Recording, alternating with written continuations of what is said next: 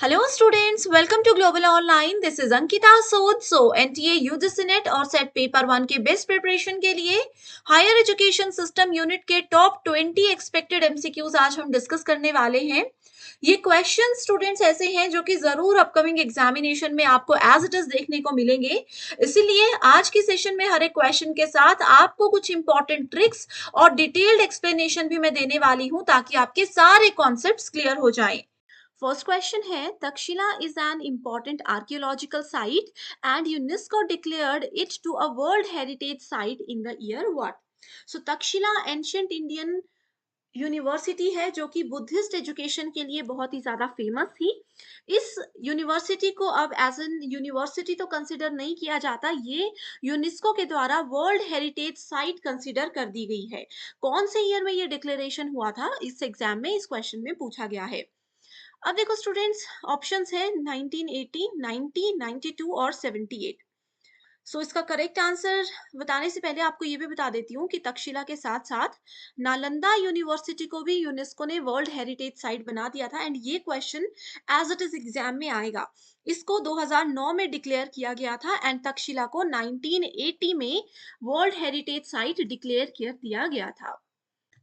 आगे बढ़ने से पहले आपको बता दूं कि एग्जामिनेशन को क्वालिफाई करने के लिए पेपर 1 बहुत ज्यादा इंपॉर्टेंट होता है एंड इसमें स्टूडेंट्स अगर आप भी 100 में से 80 प्लस स्कोर करना चाहते हो तो उसके लिए कंप्लीट कोर्स हमने लॉन्च किया है जहां पर डेली लाइव लेक्चर्स के साथ एग्जामिनेशन से पहले आपका पूरा सिलेबस कवर करवाने की श्योरिटी दी जाती है। रोज रात को 9 बजे ये लाइव सेशन आपको हमारे ऐप ग्लोबल ऑनलाइन पे मिल जाएगा। आपको ऐप डाउनलोड करने के बाद स्टोर सेक्शन पर सर्च बार में कोर्स का नाम लिखना है। इसके ओवरव्यू को अच्छे से देखिए। लाइव क्लासेस सेक्शन में जाकर आप 9 PM क्लासेस को ज्वाइन कर सकते हो। आप यहाँ पर देख सकते हो इंग्लिश एंड हिंदी दोनों लैंग्वेजेस में कोर्सेज अवेलेबल हैं जहां पर आपको live lectures, recorded detailed course 2000 plus MCQ question bank मिल जाएगा, मॉक टेस्ट मिल जाएगा एंड साथ ही वीडियो लेक्चर्स के फॉर्मेट में एंड PDF के फॉर्मेट में प्रीवियस ईयर क्वेश्चंस भी मिल जाएंगे जहां पर आपको दिसंबर 2023 तक के सारे क्वेश्चन पेपर्स अवेलेबल हैं। सो स्टूडेंट्स, ये बेस्ट कोर्स है, एग्जाम के लेवल के हिसाब से बनाया गया है एंड इसके लिए हमने एक और नया बैच हमारा लॉन्च हो रहा है 12 फरवरी से। तो आप सभी स्टूडेंट्स गिवन नंबर्स पर कांटेक्ट करके इस बैच को जरूर ज्वाइन कर लीजिए एंड हमारी लाइव क्लासेस को ज्वाइन करने के लिए ग्लोबल ऑनलाइन ऐप को अभी ही आप सभी डाउनलोड कर सकते हो। Next question is, which of the following universities threw all university examinations open to girl in 1883? So देखो गर्ल्स के लिए कौन सी यूनिवर्सिटी ने सारे एग्जामिनेशंस जो है वो खोल दिए थे, यानी कि गर्ल्स को किसी भी तरीके के कॉलेज में एंट्री लेने के लिए एंट्रेंस एग्जामिनेशन नहीं देना पड़ता था। 1883 में ये कौन सी यूनिवर्सिटी ने शुरुआत की थी? ये इलाहाबाद थी, बॉम्बे यूनिवर्सिटी, दिल्ली यूनिवर्सिटी या फिर यूनिवर्सिटी ऑफ मद्रास। सो इस क्वेश्चन का करेक्ट आंसर है university of Madras. Okay okay students, यहाँ पे यूनिवर्सिटी ऑफ मद्रास नहीं होगा, करेक्ट आंसर है university of Bombay, option number 2। अब देखो यूनिवर्सिटी ऑफ मद्रास 1881 में काम किया था, सेम काम उन्होंने किया था और बॉम्बे यूनिवर्सिटी ने 1883 में गर्ल्स के लिए सारे एग्जामिनेशन, एंट्रेंस एग्जामिनेशन बंद कर दिए थे। उसके बाद एक और इम्पॉर्टेंट पॉइंट है कि 1877 में कलकत्ता यूनिवर्सिटी ने जो मैट्रिकुलेशन यानी कि मैट्रिक्स का एग्जामिनेशन होता है वो भी गर्ल्स के लिए बंद करवा दिया था। तो ये कुछ इंपॉर्टेंट डेट्स हैं। Next question is, in ancient India education was free? क्या पुराने समय में जो एजुकेशन होती थी वो बिल्कुल फ्री होती थी? बिल्कुल सही है। सेकेंड स्टेटमेंट है, in ancient India education was centralised. So देखो, सेंट्रलाइज्ड एजुकेशन नहीं होती थी, एजुकेशन हमेशा नॉन सेंट्रलाइज्ड होती थी। इसमें बच्चों को बहुत ज्यादा कंफ्यूजन रहता है। अब देखो क्या होता था, सेंट्रलाइज्ड होता है कि किसी सिर्फ एक ही सब्जेक्ट का बच्चों को पढ़ाया जाएगा। जैसे आजकल सेंट्रलाइज्ड एजुकेशन होती है, कोई नॉन मेडिकल का बच्चा है उसको सिर्फ नॉन मेडिकल का ही नॉलेज होगा, बाकी चीजों के बारे में कुछ नहीं पता होगा। लेकिन अब उस समय एजुकेशन नॉन सेंट्रलाइज्ड होती थी, यानी कि आपकी इनर नॉलेज के साथ साथ, इनर डेवलपमेंट के साथ साथ आपकी आउटर डेवलपमेंट भी होती थी। आपके सब्जेक्ट्स के साथ साथ आपको एक्स्ट्रा वेद पुराण भी पढ़ाए जाते थे। इसलिए स्टेटमेंट 2 बिल्कुल गलत है और statement 1 is absolutely correct. Next question is, which of the following are logical steps for an instruction design system under MOOC. So सबसे पहले मूक का पता होना चाहिए। मूक क्या होता है? मैसिव ओपन ऑनलाइन कोर्सेज होते हैं। यहाँ पर कभी भी कोई भी स्टूडेंट किसी भी कोर्स के लिए इजीली एनरोल हो सकते हैं। ओके, सो इसमें इंस्ट्रक्शंस दी जाती है। इंस्ट्रक्शनल डिजाइन के कुछ स्टेप्स होते हैं जो कि पूछे गए हैं। Policy analysis, need analysis, content analysis, learner analysis and assignment analysis. अब देखो ये वाला क्वेश्चन इतना ज्यादा इंपॉर्टेंट क्यों है? क्योंकि मूक एक ऐसा टॉपिक है जो कि आपका higher education, ICT, people development and environment सब जगह पूछा जाता है। तो सबसे पहले एक पर्सन को पता होना चाहिए कि उनकी नीड्स क्या क्या है। अगर आपको पता होगा आपकी क्या जरूरत है, क्या सीखना चाहते हो, तभी आप आगे बढ़ पाओगे। पहले नीड एनालिसिस है, then we have content analysis, then learner analysis, और यहाँ पर आप देख सकते हो ये 3 ही स्टेप्स इसमें होते हैं। Next question is, the University of Calcutta, Bombay and Madras were to set up on the model of what? So ये तीनों यूनिवर्सिटीज कौन से मॉडल पे सेटअप हुई थी? Oxford university, Cambridge, university of London या फिर university of Edinburgh. So correct answer से पहले ईयर बता देती हूँ कि जो भी ये सेटअप हुआ था ये 1857 में सेटअप हुआ था, एंड यूनिवर्सिटी कैम्ब्रिज यूनिवर्सिटी के पैटर्न को इसमें फॉलो किया गया था। Next is, as per NEP 2020, gross enrollment ratio GER is sought to be achieved to the extent of 50% by what? So देखो NEP 2020 के बहुत सारे एम्स हैं, बहुत सारे टारगेट्स हैं। इन्होंने कहा था कि 50% हम अपना ग्रॉस एनरोलमेंट रेशो की, इसमें कितने बच्चे एनरोल हो जाएंगे, उसका एक इन्होंने टारगेट रखा है 50% का। वो कब तक अचीव करने वाले हैं? तो ये अचीव होगा 2035 तक, 2035 तक। ठीक है, 10% इनका टारगेट था 2030 तक। तो कुछ भी एग्जाम में पूछा जा सकता है। Okay, next question is, the government of India created department of science and technology in the year. So department of science and technology government of India ने बनाया था। अब देखो इसके नाम से पता चल रहा है अपने साइंस और टेक्नोलॉजी, आज के समय में चंद्रयान ये सब इंडिया ही तो कर रहा है ना। कैसे साइंस और टेक्नोलॉजी को बढ़ावा दिया जाए, कैसे उन पर मेजर फोकस करके लोगों का इंटरेस्ट उस तरफ बढ़ाया जाए, इसीलिए department of science and technology को बनाया गया था 1971 में, जो कि मई के मंथ में एस्टैब्लिश हुआ था। Next question is, the ancient system of education in India included education of which of the following ancient text. So ancient text की जब भी हम बात करते हैं तो डायरेक्टली आपको पता होना चाहिए कि हम धर्मसूत्र की बात कर रहे हैं। ठीक है,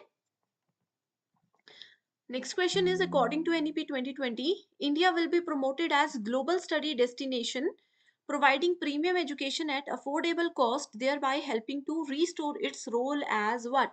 So देखो NEP 2020 ये बोलता है कि ग्लोबल स्टडी डेस्टिनेशन में इंडिया का नाम भी आ जाना चाहिए प्रीमियम एजुकेशन के लिए, यानी कि बेस्ट एजुकेशन के लिए।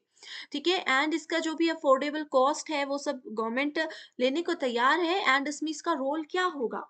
इसका रोल होगा विश्व गुरु के नाम से इंडिया को जाना जाएगा। ये NEP 2020 का एक टारगेट है।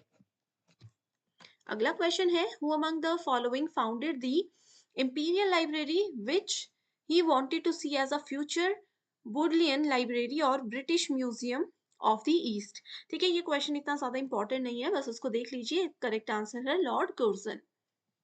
Next is very important question, which of the following specific programs are initiated by UGC for the promotion of values and ethical practices? So UGC ने कुछ इनिशिएटिव लिए हैं जिससे कि वो विशिष्ट कार्यक्रम को, जिससे कि वो मूल्य और नैतिक प्रथाएं जो हैं इंडिया में उसको बढ़ा सके। तो उसका करेक्ट आंसर क्या है?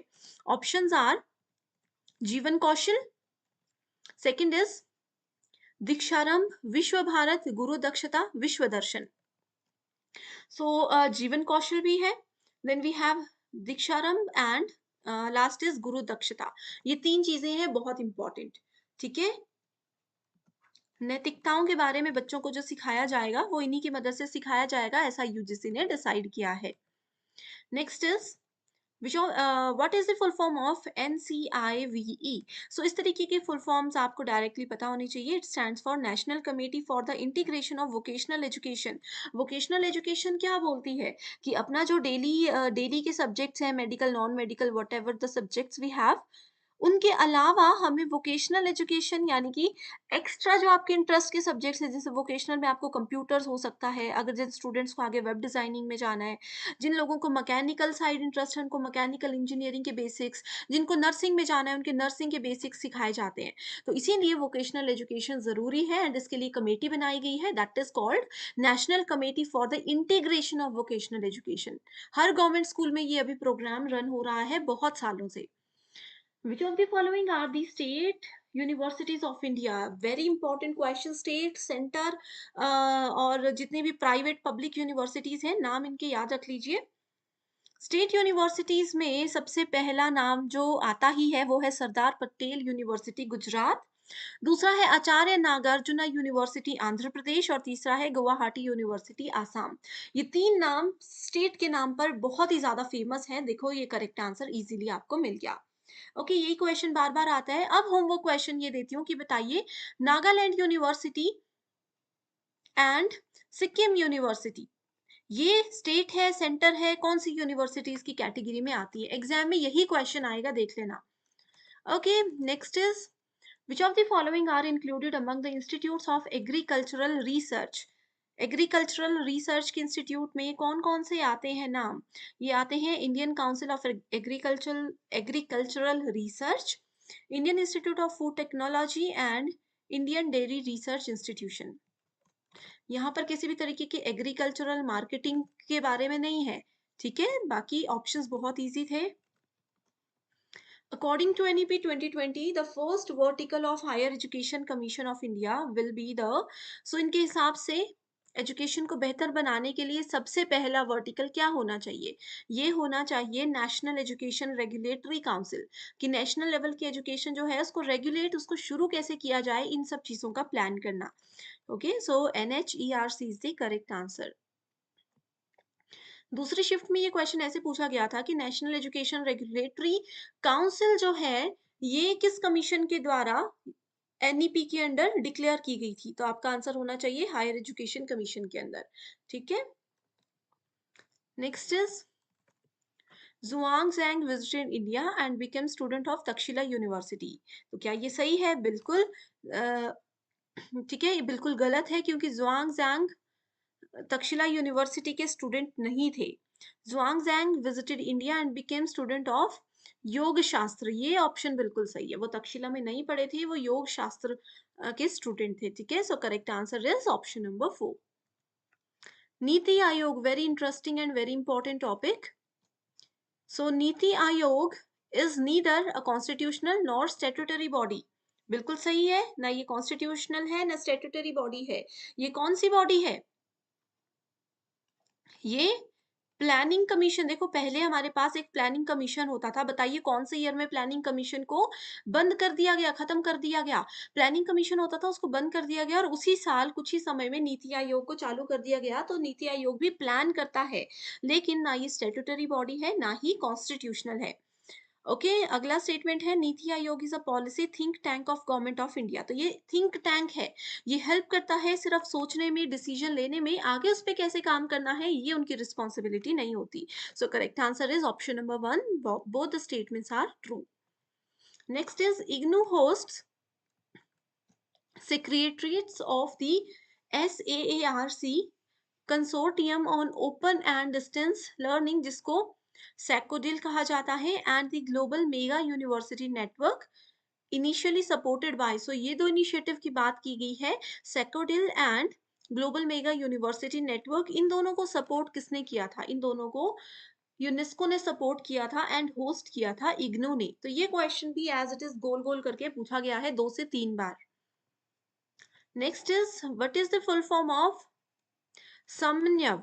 ठीक है, तो ये बहुत इंपॉर्टेंट क्वेश्चन है। इसकी फुल फॉर्म है skill assessment matrix for vocational advancement of youth. So देखो स्टूडेंट्स, यहाँ पर एक चीज मैं आपको क्लियर कर देती हूँ कि वोकेशनल एजुकेशन से रिलेटेड जितने भी इनिशिएटिव्स हैं या जितने भी ऐसे छोटे छोटे प्रोग्राम्स हैं वो कब बनाए गए, उनकी फुल फॉर्म्स और कौन उनके लिए रिस्पॉन्सिबल है, मिनिस्ट्री कौन सी उनके लिए रिस्पॉन्सिबल है, ये जरूर पढ़कर जाना। अगर ये चीजें अभी तक नहीं पढ़ी हैं, इस पे सेपरेट वीडियो चाहिए तो कमेंट करके मुझे बता दीजिए। नेक्स्ट क्वेश्चन है technical education in is that which emphasizes on learning on teaching, learning on techniques as technical procedures and necessary skills, and aims at preparing technicians usually above the secondary level. There is no distinction between vocational education, industrial and technical education. So यहाँ पर देखो ये है statement 1 लिखा हुआ, ठीक है। Statement 1 बिल्कुल ट्रू है और स्टेटमेंट गलत है, ठीक है। इसमें कहा है कि नो डिस्टिंक्शन बिटवीन, यहाँ पे नो नहीं होगा, डिस्टिंक्शन होती है वोकेशनल, इंडस्ट्रियल और टेक्निकल एजुकेशन के बीच में। ओके अंतर होता है, तीनों बिल्कुल डिफरेंट डोमेन पे काम करती हैं, तीनों का बिल्कुल डिफरेंट रोल्स होते हैं। सो correct answer is option number 3। So students paper 2 पर भी ध्यान दीजिए। पेपर 2 आपका सब्जेक्ट रिलेटेड है but exam oriented preparation is very important, and इसके लिए हम आपको नोट्स एंड एमसीक्यूज देते हैं जो कि एग्जाम के साथ साथ आपको इंटरव्यू को क्वालिफाई करने में भी हेल्प करेगा। सब्जेक्ट्स की लिस्ट आपके सामने है, यहाँ पर आपको गिवन नंबर्स पर कॉन्टैक्ट करके इसको ज्वाइन करना है। इसके लिए सिर्फ एक ही बार फीस दोगे, 1280 रुपये।